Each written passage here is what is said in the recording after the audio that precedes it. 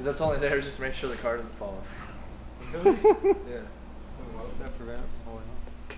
Because it's holding up the majority of the weight in the rear. Or like it's stuck. Oh, because it's all weight in the back? Yeah, all the weight's in the back, and so when that tends to happen, the car like will like bounce, like going up and down, and it's all fiberglass elsewhere, so where the jack points are, they're in very like unique spot.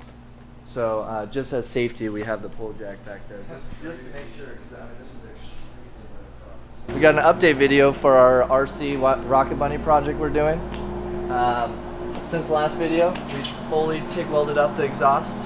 The rest has not been built. We're still also waiting to do the hangers and stuff, but we got the nice 304 stainless V-bands, all 2 1/4 304 stainless, hand TIGged all the way down. A functional X pipe here, small little guy, but it's pretty cool. And yeah, it's the rear just needs to be done, the mufflers, everything, and then the exhaust on this car is done.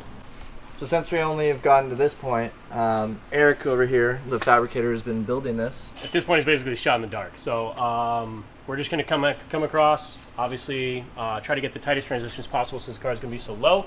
And then we're going to be using the new Vibrant mufflers. It's a straight through, center in, center out, nice and loud.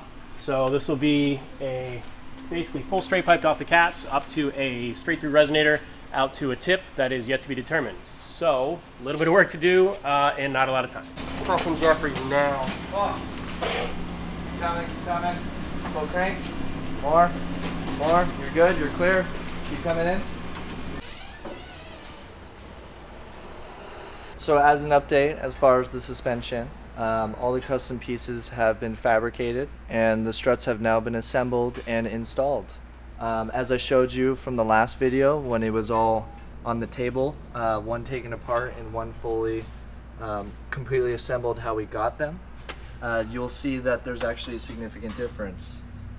So we custom machined these lower aluminum plates to work with the bags and to sit on the coilover adjuster, as well as the top aluminum piece to fit into the top hat. So one little thing with the rear suspension, there's a lot of people that love really aggressively wide wheels, and sometimes that can create a little bit of a problem. So in order to properly fit them under the fenders and everything, we have the 2 stock upper arms for the rear, and we actually upgraded them to adjustable ones so we can lengthen or shorten it to add more camber. This upper arm here is fully adjustable. It will allow to bring both arms in combination, will allow the top of the wheel and everything to be tucked in more. So upon airing out, not only are you going to have way more camber than you would with the stock arms, but you're also, even at normal ride height, having more camber than. So we just reached the end of this video. Super excited for this whole build and everything. Can't wait for it to be finalized.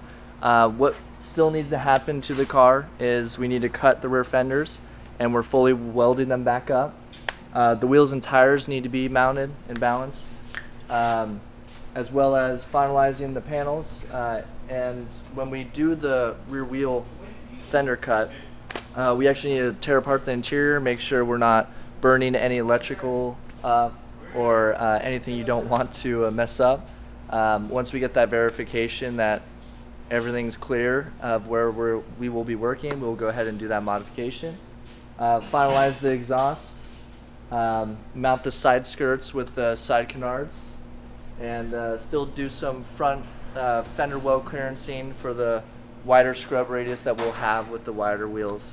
But yeah, stay tuned. If you guys want to keep following up on this build, which we're super excited for, make sure you subscribe and like to this video, and we will keep you updated. So thanks for tuning in. Penis!